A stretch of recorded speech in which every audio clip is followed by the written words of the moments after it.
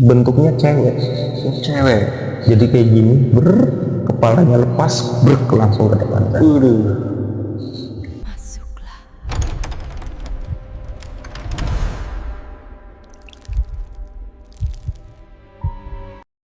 Assalamualaikum warahmatullahi wabarakatuh. Balik lagi di channel Ruang Gaib, ruang yang membahas seputar cerita gaib. Kali ini saya kedatangan narasumber yang berasal dari Jakarta Barat. Beliau akan menceritakan kisah horornya di pabrik gula. Langsung saja. Oke, jadi ini narasumber kita, Mas Adi. Ya, gimana kabarnya? Alhamdulillah baik. Kesibukannya apa, Mas Adi? Sekarang ya seperti orang-orang pada umumnya lah, siang untuk bekerja, malam untuk istirahat ya. Seperti itu seterusnya. Dengar-dengar sampean punya pengalaman horor di pabrik gula. Apa aja kira-kira itu, Mas Adi? Ya, jadi di situ itu saya sering banget tuh Mas ngalamin kejadian-kejadian seperti dilihatin kepala aja, seperti sosok hitam berbulu, terus kuntilanak, suara-suara dan orang-orang seperti berlarian seperti itu. Oh, itu pas posisi udah terbengkalai Bang ya? Nah, itu posisi udah terbengkalai. Oh iya. Posisinya. Jadi di situ itu emang kalau malam ya sampai sekarang ini masih kejadian suara-suara kayak pabrik pada umumnya berjalan. Padahal itu sama sekali udah nggak beroperasi. Wah, sepertinya menarik kawan-kawan. Mari kita lanjutkan ceritanya, Mas. Pada tahun 2020-an itu di dekat rumah saya itu dibangun pabrik gula. Dan pada prosesi pembangunan pabrik itu, saat penggalian sepiteng itu ditemukan sebuah jimat berbentuk kendil mungil. Kendil mungil? Kendil mungil itu kecil seperti ini nih. Persis seibu jari, dan itu pun warnanya putih. Bentuknya apa itu, Mas? Seperti kendi. Oh, kendi tapi kecil. Tapi kecil, warnanya putih. Oh iya. Dan setelah ditemukan benda itu, ditaruhlah sama si penemu itu di atas hebel. Setelah penemuan itu, orang yang menemukan benda tersebut malah sakit. Nah, setelah kejadian itu berlalu, proses pembangunan itu kan kembali berjalan. Ya. Saat menjelang prosesi pemasangan rangka atap, itu terjadilah seperti bau-bauan yang kurang enak lah, seperti dibilang bau. Yang jelas bau anyir-anyir gitulah. Oh, amis gitu Mas ya? Ya lebih cenderung, ya boleh dikatakan amis, tapi lebih cenderung ke anyir gitu. Akhirnya di situ tuh sempat terhenti setengah hari karena emang kendala dari cuaca juga, hujan kan. Oh, pas itu hujan juga. Hujan. Oh, berarti itu siang-siang? Siang, pas prosesi pemasangan atap itu ya. Siang. Pas keluar bau itu siang ya?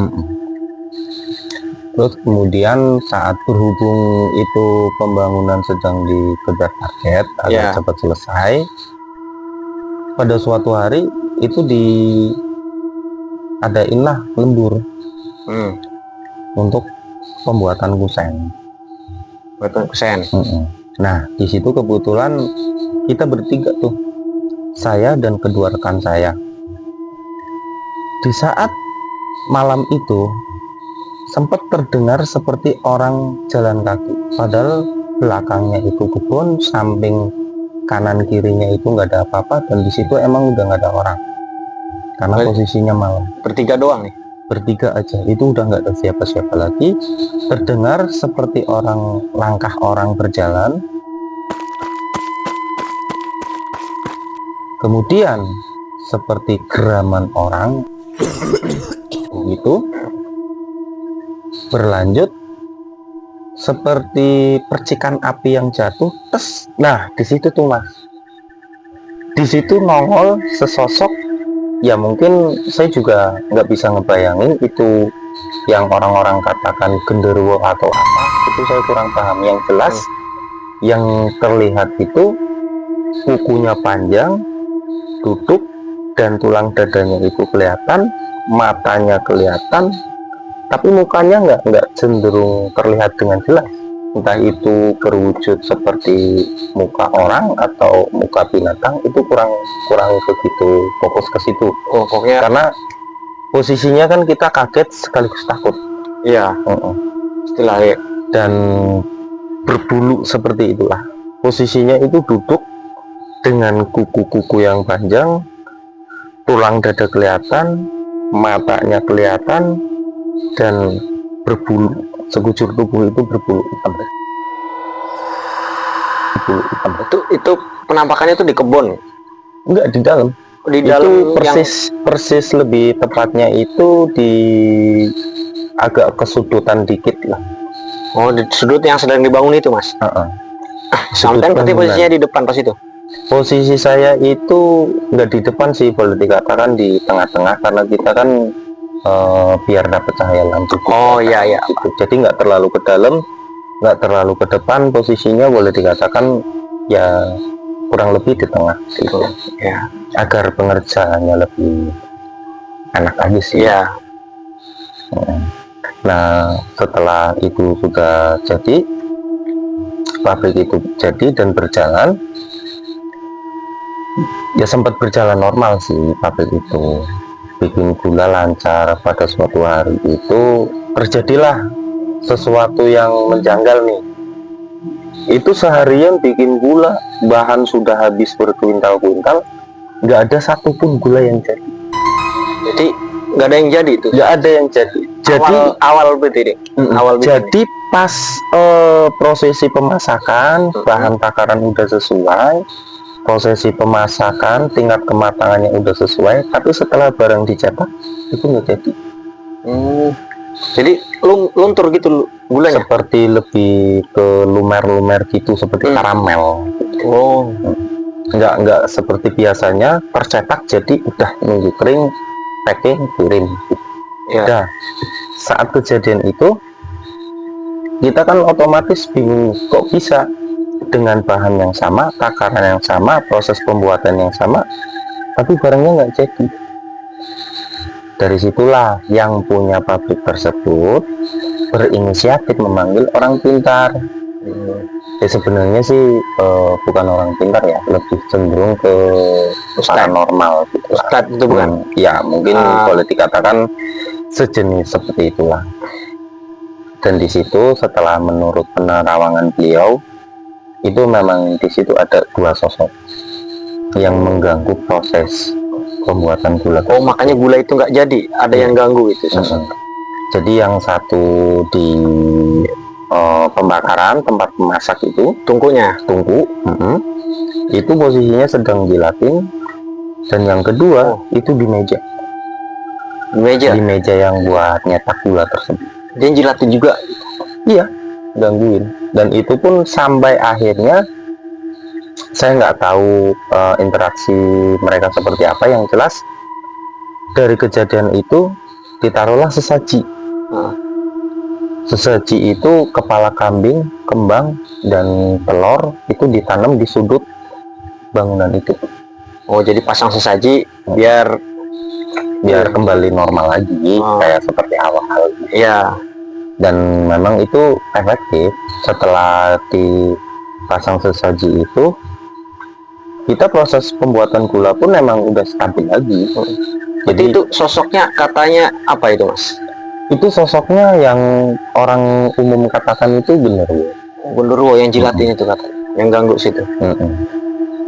Nah, setelah proses pemasakan sudah jadi, pabrik udah berjalan normal. Akhirnya normal tuh setelah pasang saji itu ya. Pasang sesaji itu berjalan tuh normal, Mas. Dari proses pembuatan pack sampai dikirim kan. Nah, terjadilah kolaps karena datangnya pandemi. Oh, pas corona pabriknya kolaps tuh. Pandemi kolaps. Ya karena kita juga dibatasin kan. Ya, untuk nggak boleh berkerumun, gitu. Nah, saat kejadian itu banyak yang dengar, bahkan samping rumah dari sebelah pabrik gula itu sering terdengar. Itu posisi udah tutup ya pabriknya? Udah nggak operasi. Udah nggak operasi lagi. itu terdengar seperti ya pabrik berjalan pada umumnya. Padahal udah tutup. Ramai. Iya. Tapi masih kayak ada Iya, aktivitas. seperti piring dibanting lah, terus orang ramai ya seperti pabrik berjalan gitu aja. Padahal itu posisinya malam dan itu pabrik sudah nggak beroperasi dan nggak ada orang sama sekali. Masih sering itu tuh. Suatu malam ketika itu saya lagi santai di depan rumah, kurang lebih sekitar jam setengah 1 atau jam 1-an. Intinya tengah malam itu. Saya sedang duduk santai di depan rumah teras. Kebetulan kan lokasinya itu emang boleh dikatakan berhadapan-hadapan, cuma kan nggak berhadapan-hadapan kan. Oh ya, dekat lah. Deket. Cuman itu kelihatan ya. Lokasinya benar-benar kelihatan, nggak terhalang suatu apapun. Dari rumah sampean ya? Iya, dari rumah saya. Ketika saya sedang ngopi, itu saya nggak sengaja nengok ke arah pabrik tersebut kan. Itu pure mas, murni itu kepalanya aja. Seperti kepala boneka ditaruh di atas bangunan, ngegeletak. Di atas apa ya itu mas? Di atas bangunan. Ini kan seperti hebel kan, ini kan pemasangan hebel bata ringan. Nah, itu seperti kepala ditaruh di situ.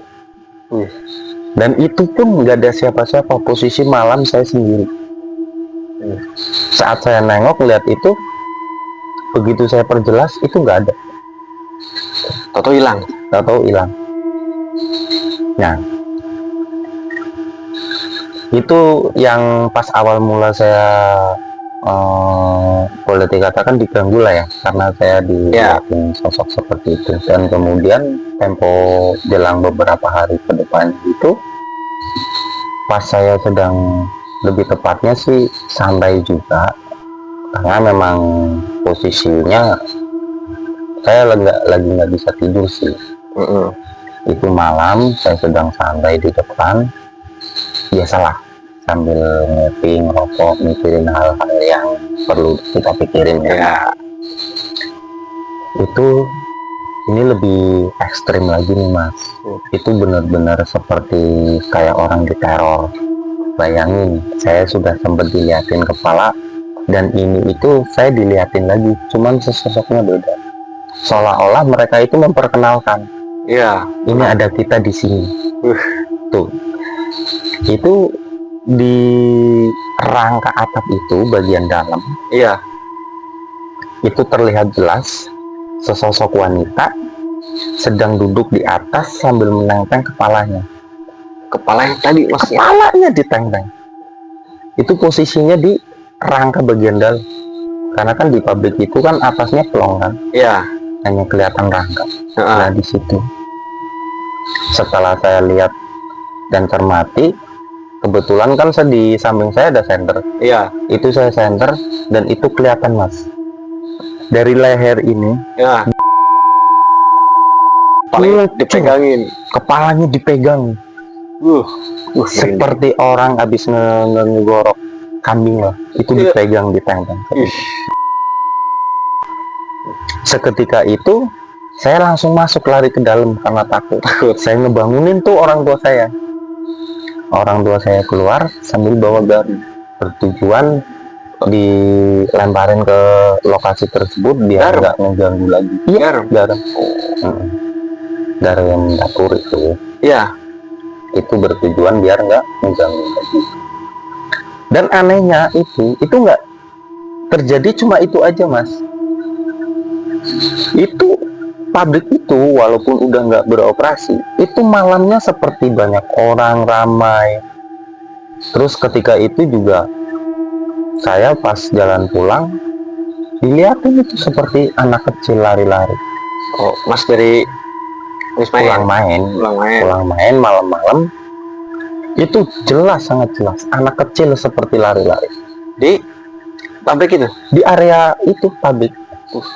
Tuh anak kecil lari-lari, terus seperti dengar orang ramai gitu lah, kayak lagi operasi ya, seperti pabrik pada umumnya berjalan gimana sih mas? Padahal itu kan kosong, pabrik udah terbengkalai, udah berproduksi lagi. Itu seperti lalu lalang. Pas saya duduk, saya lihat cermatin itu, Ada itu mas, sesosok hitam, cuma saya nggak tahu itu bentuknya apa. Hitam, yang jelas hitam, bayangan seperti orang itu ngadepin saya. Itu habis sampai main itu? Iya. Sampai duduk, terus diliatin Bu itu? Dilihatin itu sosok hitam. Ya di publik itu juga? Iya. Di depan? Posisinya itu di pintu. Di pintunya? Itu masuk? Itu bayangan hitam sangat jelas. Itu ngewujud, cuma nggak tahu bentuknya seperti apa. Yang jelas hitam seperti bayangan dan ngeliatinnya ke saya.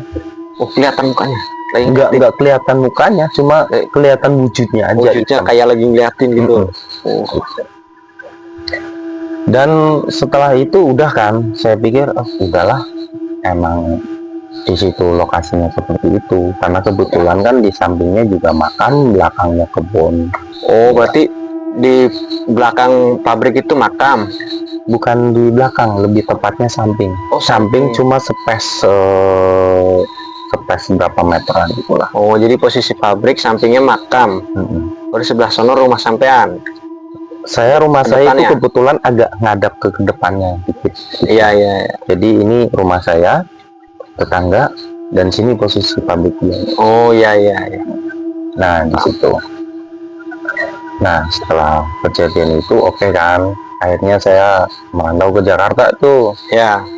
Setelah saya pulang, itu saya sering banget dilihatin hal-hal seperti itu. Bahkan sampai kakak saya itu pun heran.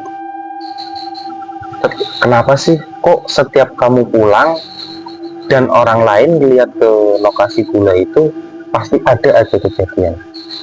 Akhirnya dari yang ditampakin bukan sampean dong nih? Bukan cuma saya. Oh, banyak. Dan yang ngalamin kejadian itu juga bukan hanya saya. Betul. Contoh, pas saya pulang itu persis di atas atap bangunan tersebut, sesosok pocong berdiri itu ngeliatin saya. Itu posisi sama sampai lagi ngopi di depan? Enggak. Posisinya saya sedang jalan pulang, kan saya mau masuk rumah nih. Oh, baru banget pulang? Mau masuk rumah ngeliat ke sana, itu ada sesosok pocong, dan ngeliatinya itu selalu ke arah saya terus, baik entah itu pocong, sosok wanita, bayangan, terus pasti yang orang sebut itu genderuwo atau apa gitu. Iya.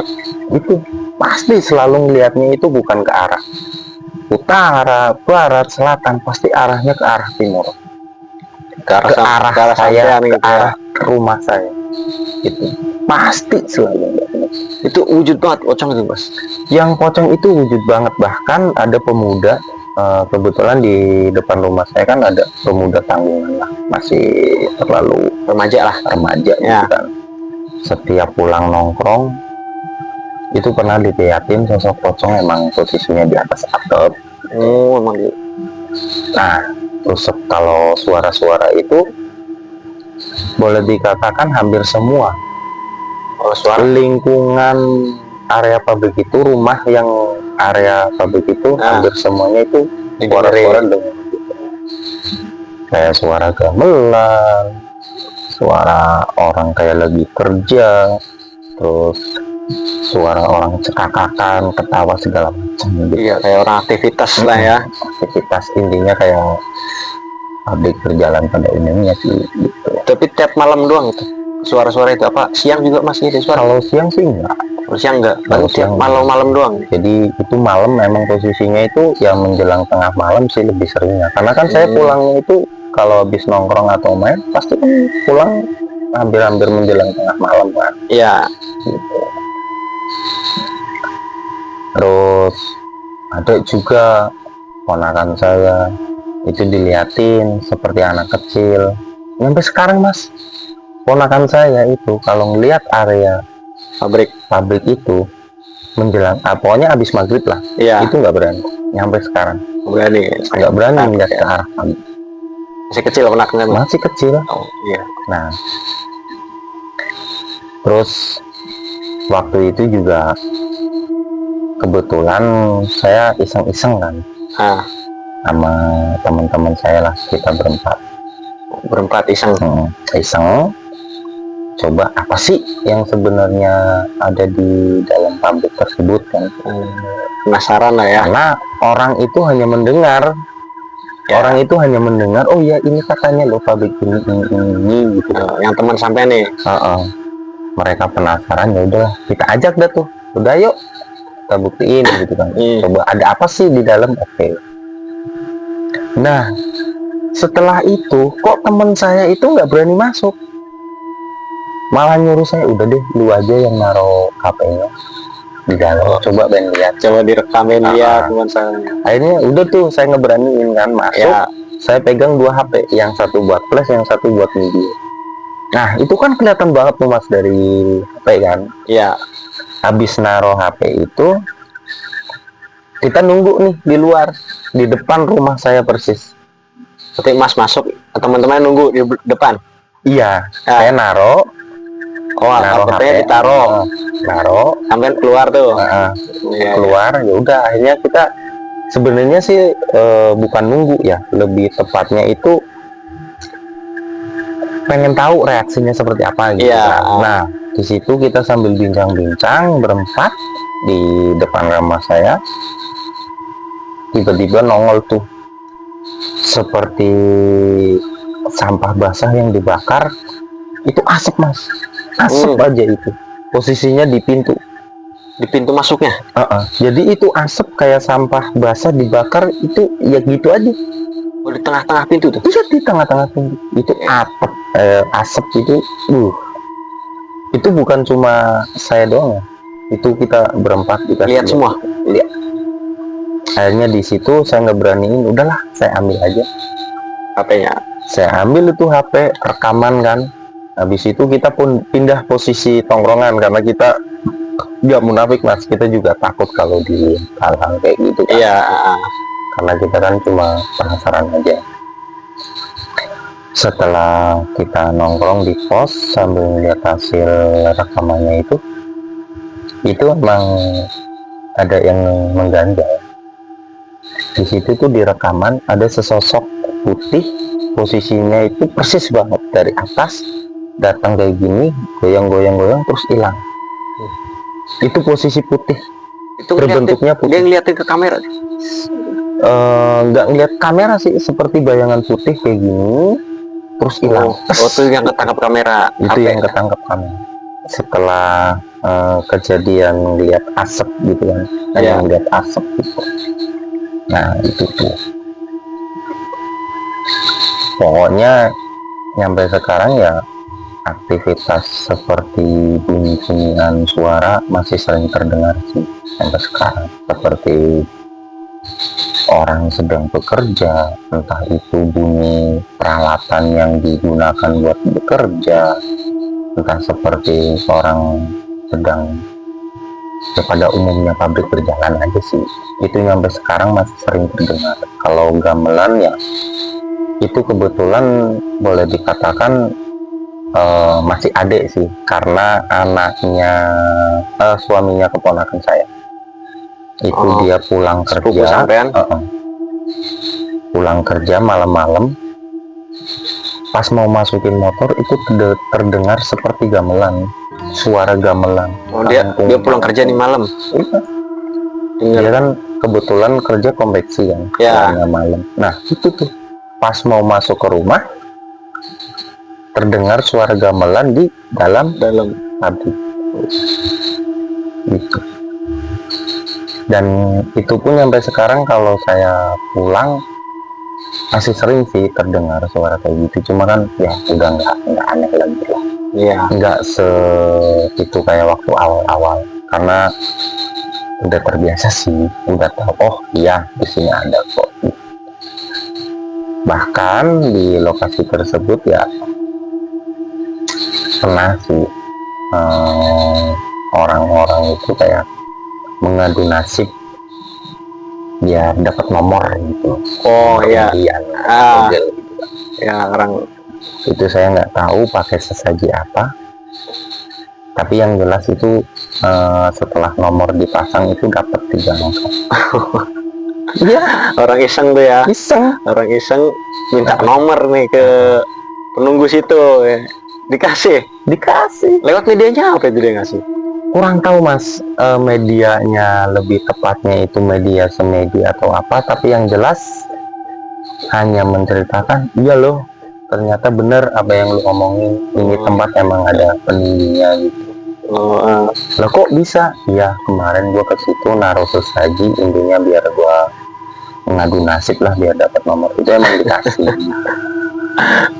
Tapi nggak tahu tuh pakai sesaji apa, karena kan saya bukan orang-orang yang seperti itu kan. Iya. Gitu.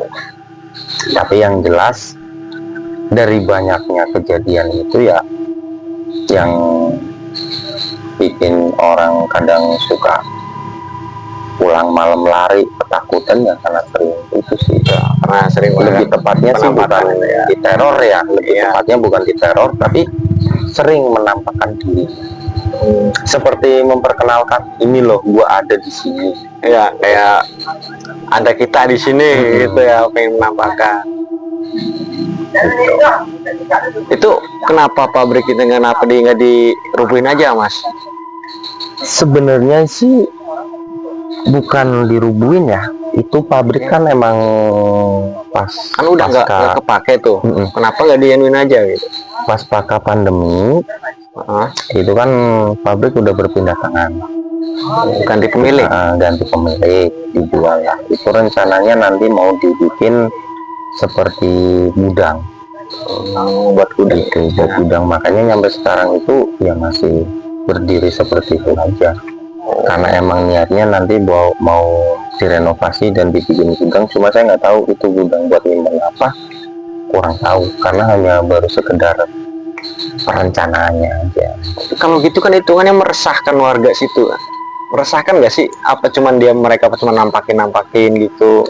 Dibilang meresahkan ya, kalau saya sendiri sih emang meresahkan. Karena apa?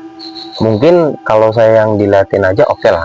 Ya, takutnya anak kecil atau apa yang bener-bener bikin shock gitu ya. Iya. Yang bikin orang sakit atau gimana kan kasihan juga gitu. Cuman karena sekarang udah terbiasa, jadi mereka menghindari nih. Ya, saya lewat situ, nggak berani malam. Intinya kalau pulang atau apa, ya nggak terlalu malam. Iya. Atau lebih tepatnya ya mereka pulangnya rame-rame. Kayak gitu sih. Selain itu ada lagi kejadian yang menarik di situ mas? Apa keluarga sampean? Selain kejadian itu sih sebenarnya banyak saya ngalamin hal-hal seperti itu. Contoh ketika itu kan saya narik travel kan. Nggak di pabrik gula lagi nih? Enggak. Jadi saya narik travel pulang, selesai kan nganterin penumpang itu, kebetulan karena emang kendala macet, jadi saya nyampainya itu terlalu lebih lama. Lebih lama, nggak sesuai target gitu. Pas saya pulang itu di jembatan tumben-tumbennya nih, jembatan, setelah jembatan itu baru, akhirnya kan jembatan ada dua nih, yang satu nggak diaktifin, yang diaktifin yang baru. Setelah jembatan itu baru, tumben-tumbenan tuh saya dikasih lihat, bener-bener dikasih lihat, padahal saya asli orang situ. Di daerah sampean juga itu? Iya. Sesosok orang sedang duduk di apa ya namanya, leneng atau apa sih kalau bahasa ya, samping jembatan itu. Samping jembatan lagi duduk. Udah saya langsung tancap tes, udah ya orang udah lihat. Tapi sosoknya emang kayak orang beneran apa hancur itu mukanya gitu? Kalau dibilang orang beneran sih yang jelas itu bukan orang mas, karena itu emang wujudnya itu seperti, bukan putih sih, lebih tepatnya kayak lusuh-lusuh, kucel gitu lah. Cuman itu memang bukan orang gitu. Itu makhluk halus. Kalau misalkan itu pun orang, ngapain malam-malam nongkrong di situ sendiri gitu. Kali dia lagi galau gimana ya kan. Mungkin. Tapi sebenarnya sih ada nih mas, kejadian yang benar-benar nyampe sekarang itu saya percaya adanya kecelakaan diganggu makhluk halus. Di masih daerah situ juga. Masih. Jadi ketika itu malam-malam kita berenam, kalau nggak salah berenam, kita jalan tuh pakai mobil siaga, dan saya juga nggak tahu kalau itu mobil siaga itu ternyata ambulans. Oh, mobil siaga ambulan. Karena emang saya nggak ngeh di atasnya itu ada sirine, karena kan posisinya saya masuk, udah kan posisi saya yang bawa kan. Saya masuk, saya ngeh-ngehnya itu setelah sudah sampai di lokasi. Itu mau kemana? Ya biasa sih, malam-malam kita berenam itu ya emang nyari tempat-tempat lah, nyari tempat-tempat buat nongkrong, buat ngopi-ngopi. Tapi bawanya mobil ambulan. Iya. Saya itu nggak tahu kalau itu mobil siaga gitu loh. Dan yang berbentuknya ambulan. Saya taunya ya mobil siaga seperti minibus biasanya sih, nggak ada tempat orang buat pasien atau apa gitu. Setelah kan di sepanjang perjalanan nih, kita kan bikin vlog nih di dalam mobil. Di dalam mobil, kita nih mau kesini nih gitu kan. Nah, setelah sampai lokasi, terus parkir, kita nongkrong, pesen kopi, mendoan dan lain sebagainya. Kita ngobrol nih, kita lagi enak-enak ngobrol, tiba-tiba ada cewek lewat di depan mobil itu, tiba-tiba pingsan. Lah, saya juga nggak tahu. Di depan mobil mas, yang di mas itu? Yang di parkir itu tiba-tiba pingsan. Nyampe sekarang itu saya nggak tahu itu pingsannya karena apa. Nah, habis itu kan karena berhubung cuaca dingin, saya ngomong nih gantian dong siapa yang bawa gitu. Lah, sedangkan di situ kan yang bisa bawa mobil saya sama teman saya. Cuma teman saya itu yang satu nggak begitu jago lah. Yang cuma berdua doang dari berenam nih. Cuman yang satu tuh nggak begitu jago, cuma baru asal bisa aja gitu. Nah, saya bercanda nih, gantian dong, jangan gue yang bawa, dingin nih gitu kan. Nah, itu teman saya yang nyeletuk tuh satu. Ya udah sini, gua aja yang bawa biar kita ke akhirat berjamaah kayak gitu. Tahu nggak mas? Ini bener-bener sumpah saya itu sampai percaya adanya kecelakaan diganggu makhluk halus. Selama ini kan saya yang ngelihat berita tiba-tiba ada kendaraan yang masuk ke hutan. Kayak gitu-gitu kan. Nah, ini saya ngalamin sendiri. Ketika pulang dari lokasi itu, di sepanjang jalan saya yang bawa akhirnya kan, karena mereka pada nggak mau lah, bisa ya. Pas saya di jalan, pertama saya ngasih lampu tembak gitu kan, karena kelihatan ada orang jalan. Oh iya, ini orang gila gitu kan, orang gila lagi jalan. Emang orang gila kan kayak gitu kan, suka ngagetin, padahal itu posisinya sepi loh, di jalan itu. Nah, setelah lewat jalan, lewatin saya habis ketemu orang gila itu saya ngeliat di atas itu seperti nangka yang dibungkus pakai karung gitu loh mas. Di atas pohon. Buah nangka tapi yang dibungkus pakai karung. Itu kan saya penasaran tuh. Saya berhenti turun, pas saya tengok, kok nggak ada gitu kan. Saya masuk lagi ke mobil. Teman saya nanya, apa sih? Itu di atas pohon gitu kan. Nah, dari situ tuh teman saya ngomong, lu diliatin itu jangan berhenti, kirain nangka bro, kalau nangka kan kita ambil kita makan nih di mobil gitu kan. Nah, pas jalan lagi, di situ mulai kejadian aneh. Ini real mas, teman saya ngeliat di spion seperti wanita. Itu bener-bener wanita, rambutnya kelihatan, bentuknya juga kelihatan. Padahal posisi di depan saya sama teman saya. Itu lihatnya wanitanya itu di dalam mobil apa di dalam mobil dekat spion? Dekat spion. Sebelah kiri. Depan duduk sampean itu. Padahal itu teman saya. Tapi dia diem aja. Nah, setelah hampir sampai di kampung saya, hampir sampai rumah, Itu mas, mungkin zaman sedikit nggak percaya lah.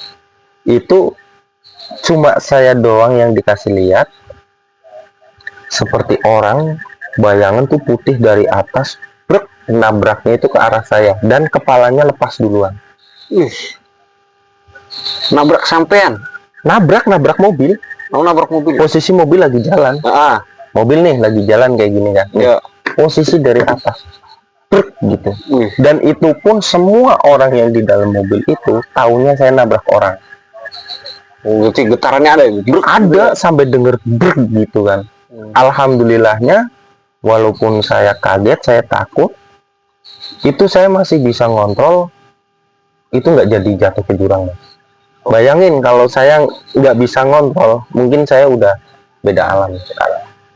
Berarti pas posisi jalannya itu jurang, seandainya. Sampingnya itu jurang, jurang bener-bener lumayan dalam lah, mungkin sebangsa ada kali 50 sampai 100 meter dalamnya. Itu kalau sampean panik langsung banting setir masuk jurang. Iya, tapi semua teman saya itu pada kaget. Ya. Taunya itu saya nabrak orang. Setelah saya bisa ngendaliin kendaraan minggir, itu bener-bener udah minggir loh. Karena apa, depannya itu emang udah juga. Itu saya dari dalam langsung loncat ke belakang, takut. Seketika itu, detik itu juga HP muternya orang haji. Semua di dalam mobil itu pada sholawatan, ada yang baca Yasin, ada yang baca ayat kursi. Di HP itu saya lagi HP juga muternya itu tentang ngaji, pokoknya langsung muter ngaji. Saking itu ya. Takut, dan di situ pun saya nggak berani kan, nggak berani bawa lagi karena emang shock banget lah, trauma gitu. Anak-anak taunya, lu nabrak orang ya? Enggak gitu kan. Ini gitu kan, saya jelasin ini lo kayak gini. Sampai akhirnya itu kita nggak berani pulang sampai siang mas. Dari mobil berhenti sampai siang. Sempet kita pindah mobil dulu, kita pindahin mobil, kita nongkrong di dekat supermarket gitu. Itu nyampe siang, mobil langsung dibuka, pintu dibuka semua. Nggak berani pulang tuh. Nggak berani pulang, padahal kita rame-rame jalan ya. Setelah itu, pas kita ngeliat video vlognya, pas awal kita berangkat, dan ternyata itu kita emang udah ikutin dari pas kita berangkat. Itu bener-bener kelihatan jelas sosok pocong klek kayak gitu di dalam itu kelihatan dari spion mini yang di depan supir tuh. Di dalam kan ngadep ke belakang itu kelihatan banget dari video vlognya. Itu pocong loncat klek. Setelah kejadian itu otomatis kan sempat gempar kan. Itu kenapa mau kecelakaan, akhirnya saya cerita kayak gini. Akhirnya mobil siaga itu diambil sama yang punya. Dari situ tuh kita baru tahu ternyata itu mobil siaga itu pernah buat bawa orang kecelakaan langsung meninggal di tempat. Setelah diperhatiin itu masih di kotak obat yang di mobil itu. Itu dan teman saya itu pun nggak ngomong gitu, nggak ngomong kalau itu, nggak tahu. Itu pokoknya itu yang nyampe sekarang bikin saya percaya adanya kecelakaan diganggu makhluk manusia itu. Pengalaman pertama juga ya. Pokoknya ya selama ini kan saya nyupir keluar kota, ke daerah manapun ya aman-aman aja. Tapi setelah kejadian itu tuh asli saya bener-bener baru percaya adanya kecelakaan diganggu makhluk halus. Gara-gara itu ya? Gara-gara itu. Karenanya. Yang nggak habis pikir itu ya alhamdulillahnya saya masih sempat bisa ngontrol. Masih bisa ngontrol. Hanya jelang beberapa meter itu kita udah masuk jurang. Itu yang sampai sekarang. Makanya kalau orang katanya diganggu jin itu kan kita bertanya-tanya tuh, bener apa enggak sih gitu kan? Caranya ya kan? Lah itu ternyata begitu ya. Saya baru percaya nabrak bruk. Kalau yang panik kan langsung banting setir. Yang orang yang nggak tahu aja taunya nabrak orang. Padahal saya loh, Iya, posisinya itu bayangan dari atas brek ke muka saya. kelihatan banget ya. Kelihatan banget. Itu bentuknya cewek. Oh, cewek. Jadi kayak gini, kepalanya lepas, langsung ke depan saya. Tuh, itu yang hampir bikin saya masuk jurang sama teman-teman. Oke, teman-teman, itulah cerita dari narasumber kita. Asli sepanjang beliau cerita, wah bulu kuduk saya nggak berhenti berdiri. Buat teman-teman yang mempunyai kisah horor selanjutnya, bisa kirim WhatsApp kalian ke nomor WhatsApp di bawah ini, atau dibukalah deskripsi bawah ini. Oke, sekian dari saya. Wassalamualaikum warahmatullahi wabarakatuh.